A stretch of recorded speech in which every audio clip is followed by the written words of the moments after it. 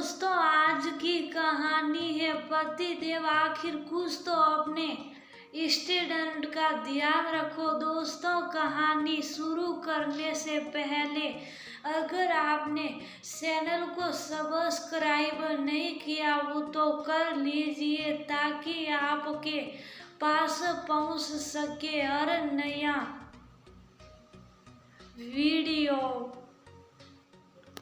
सुगंधा, तुमको तो पता ही है कि अम्मा पापा आने वाले हैं। सारी तैयारी करके रख लो, उनको किसी भी प्रकार का यहाँ कोई कष्ट नहीं होना चाहिए।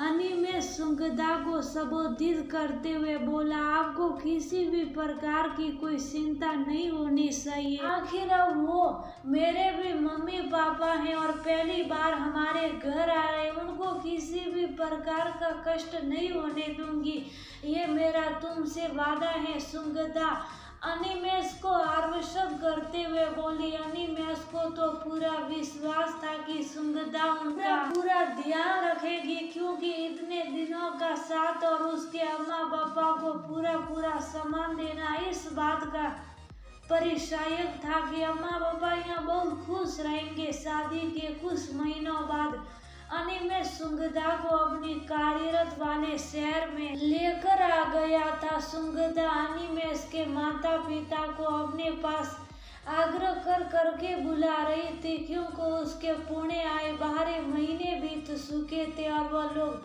2-1 दिन में ही इन लोगों के पास आने वाले थे। खैर तय समय पर वो लोग एयरपोर्ट पहुंच गए और अनिमेष सुगंधा के साथ जाकर उनको एयरपोर्ट से ले आया। मनोरमा देवी तो अपनी बहू की घर गृहस्थी देखकर बहुत खुश हो गई और जगदम्बा से बोली, वास्तव में बहू बहुत सुंदर, हाँ घर बाहर देखकर तो यही लग रहा है। जगदम्बा भी प्रसन्नता से चारों तरफ निहारते बोले, और उन दोनों को तो सचमुच बेटे बहू के पास आकर बहुत अच्छा लगा।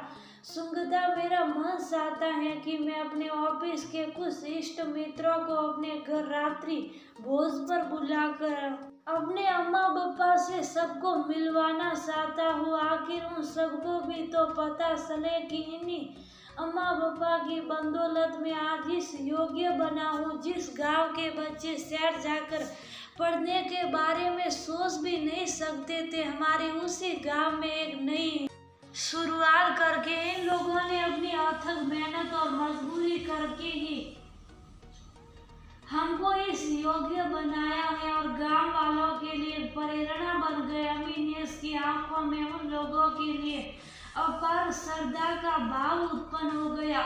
बहुत अच्छी सोच है आपकी, लेकिन बस एक बात आप हमारी मान जाइए, मैं तो तुम्हारी हर बात मानता हूँ। अनिमेष थोड़ा प्रयास करते हुए बोले, अरे आप तो मजाक करने लगे। अच्छा बताओ कि क्या कहना चाहती हो। मैं चाहती हूँ कि आप इतने बड़े इंजीनियर बन गए हैं, ऑफिस में आपका रुतबा है, आप सास ससुर को अम्मा पापा ना कहकर मम्मी पापा कहा करिए। आखिर कुछ तो अपने स्टूडेंट का ध्यान रखिए, वरना आपको तो वो लोग गवार समझने लगेंगे। सुगंधा, बात तुम्हारी भी गलत नहीं है, लेकिन जो मिठास मुझको अम्मा पापा कहने में मिलती है, शायद वो मिठास मेरे लिए दुनिया के किसी भी और संबोधन में समाहित नहीं है, इसलिए मैं तो उन्हें अम्मा पापा ही कहूँगा, शायद कोई मुझको गवारी क्यों ना समझे।